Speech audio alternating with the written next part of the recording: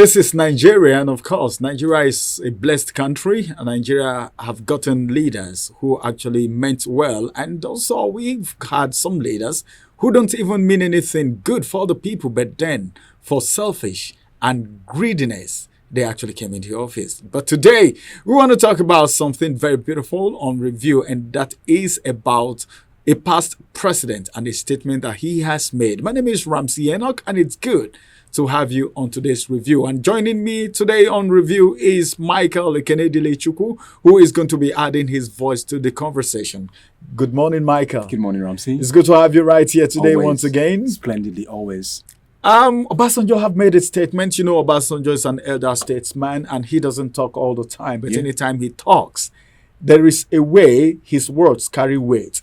He has come out to say Nigeria was better during his time. Remember, he was 2 times president of the Federal Republic of Nigeria. First of all, as a military president, then as a civilian president. And he has said his time, as a president of this country, Nigeria was better than it is today. All right.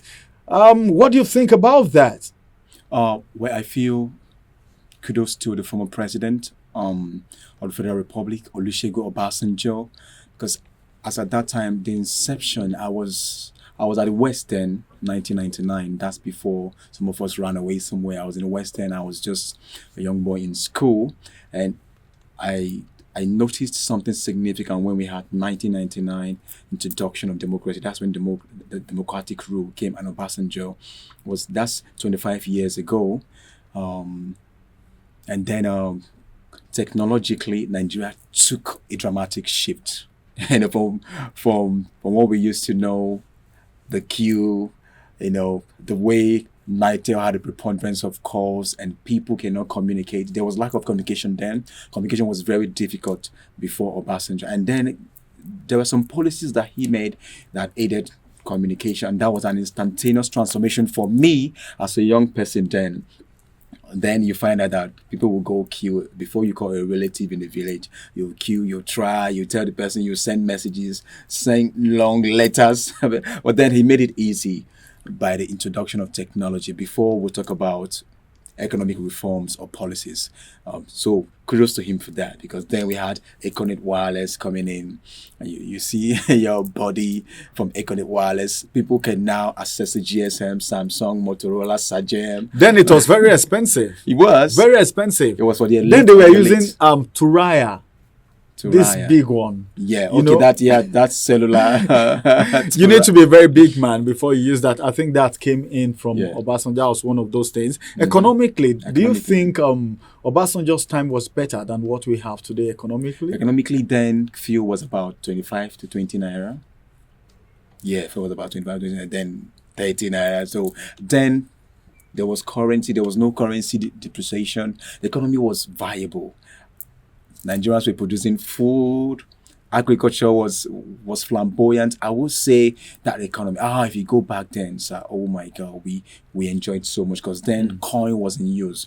If you have three coins, you can go to the market, eat, and they'll give you change of 50 kobo. You can eat 2 naira 50 kobo food, and they give you 50 kobo change. for those of you who knew that, that's a throwback for you. Yes, you remember today is Thursday, and of course, this is more like a throwback Thursday. And looking at the statement that came from the former president of the Federal Republic of Nigeria, let's talk about continuity now in Nigeria.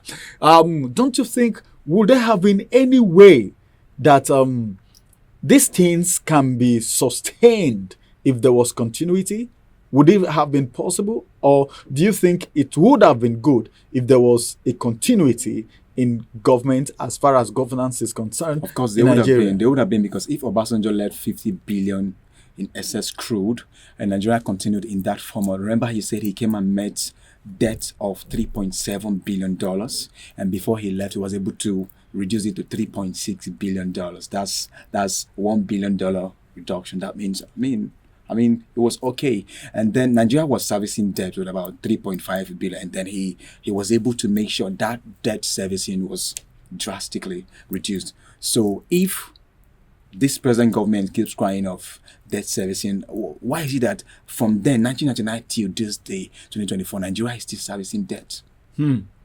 Servicing debt, meaning if the previous governments were paying it gradually like he paid, maybe by now By we now would we have wouldn't been, have- but yeah. they keep borrowing instead. That's what it is. Yeah. If that government is telling you that, hey, I did better in my own time with what was available, and I even made sure there was no debt remaining as I left government in 2007. I know that's when Obasanjo finally, left. The scene finally. Yeah, I left the scene and then went into agriculture and some other things. So if the government that came in instantaneously followed suit and kept, servicing that thing, Obasanjo, his legacies and footprints are very laudable. The antecedents are there to speak about. If they followed suit and did not get biased and started, corruption and all that did not creep in, then we wouldn't have written about debt right now. The reason why I actually asked that question on review today is because of the Tinubu administration trying to implement the Rosaya report, which came in during for a very long time now, and some of the things that reports that came from Jonathan Goodluck's time, they are trying to implement it. But then Buhari came and nobody thought about it. Meaning there was no continuity in that area, or else maybe it would have been better. The economy may not have sunk the way it is right now. All right, thank you very much, Michael, for adding your voice to the conversation today. So what would you want to say? What's your message for Nigerians and to the former president? Well, I feel Obasanjo laid a good footprint. Like I said, worthy of emulation. If the leaders after him followed the same lane, Nigeria would have been better. But then it's not time for blame games. It's not time to start blaming the present government or the people or his predecessors. I feel if someone comes and says, hey, my own time 25 years ago, I did better, that is something that is telling you, hey, if I'm doing badly right now, it's about time for me to change because my predecessors did better than I do. For every father who wants his son to do better, so I feel Obasanjo is saying, hey, people, I did better. That means you guys can get this right. So the message is this: federal government can still get it right, but are they consensus about this? Are they passionate about the welfare and betterment of this country, or they just want to take their time, do their turn and get out? That mindset of, let me do my turn, it is my turn to rule, let me do it. It doesn't matter if I bastardize or deteriorate the economy. It does not matter to them. Most of our leaders present day are not passionate and conscious about this country. That thing they call just came to take. That thing they call patriotism is It's far not from there. them. But these people keep telling Nigerians, they keep telling the citizens to be patriotic. Why they themselves are not They are not patriotic? sacrificial in their disposition at all. In their service to this country, they are not patriotic. They are not passionate about it. You find out that leaders do not take they don't take the blame when the country is going bad. They push out excuses. They keep telling you there were debts. We'll have to borrow. We'll have to do this. Okay, look at right now. State governors are shying away from paying the federal government proposed minimum wage. The thing is still stalling. So if all our leaders can learn from our past leaders who were very passionate and sacrificial. Okay, talk about not just Obasanjo, some other leaders. I mean, kudos to what they did. Sir, how much were we buying fuel then? You are so particular about fuel. Well, time will fail us to talk about all of this on review today. I think we may be visiting this topic some other time because there are so many things we would have talked about right now. Because I wanted us to talk about godfatherism. I wanted us to talk about continuity, why it's been halted, why people don't really do that. And as a matter of fact, let me ask you this final question, even though our time is not so much anymore. Let me ask this question: why the pride?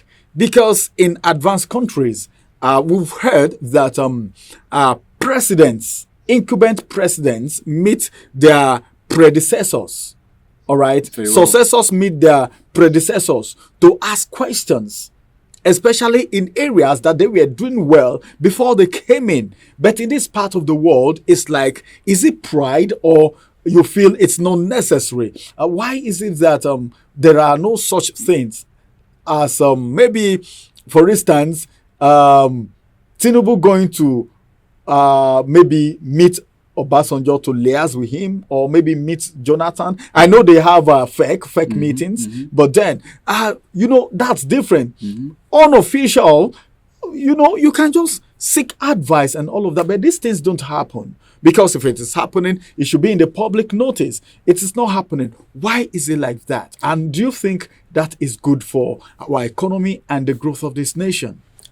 For our growth to be sustained, I believe that in life, for you to have growth, you have to ride on the wings of those who have done better than you do. It gives you that ego energy, riding on their wings, on the successes and the antecedents that on the positive note, you fly. When people want to do, there's nothing new under the sun, sir. There's nothing new. There's nothing that hasn't been done before. So you can actually learn from those who have gone ahead and have done very, very well, and then taking advices and then looking at the positive things they did. So if our leaders are humble and they can actually go to past leaders and say, sir, what did you do? What did you get right then that I'm getting wrong right now? I feel some of these things would have been avoided, because in life, if you want to avoid mistakes, you speak to those that are older than you who have made such mistakes. So you don't keep making them. You learn from other people's mistakes. Yes, you might die trying to make all those mistakes. So you learn from elders who have gone ahead. That's why they say, there's a popular proverb that say, what the elder sees while sitting down, a child cannot see even why in the tallest Iroko tree. I feel that impunity mindset that, okay, I know it all. I have my own policy. I've learned. I have all the knowledge. Remember, no man is an epitome of knowledge. No man is an island. So I saw what happens in developed countries. They always seek the advices of past leaders, of their predecessors. That's the best. What did you do that time? That's the best. I'm not doing it. But Nigerian leaders they'll tell you, Emi local. It was my time. Yeah. It was my time that these things happened. It was my time that this thing happened. And I don't know. I think it is high time. Thank you very much, Michael. I feel it's high time we drop pride. It is high time we begin to meet people that have idea. I think one of the things that impressed me with administrations that actually bring in technocrats and experts and people cutting across different ethnic groups is that they grow faster. But then if you bring these people and they just come and sit down and not doing anything, things wouldn't work. So it wouldn't be a bad idea if we meet people who did certain things very well, even though times are changing. There are trends, but then there are one or two things that we can still learn from people who have gone ahead of us in different areas, in different capacities.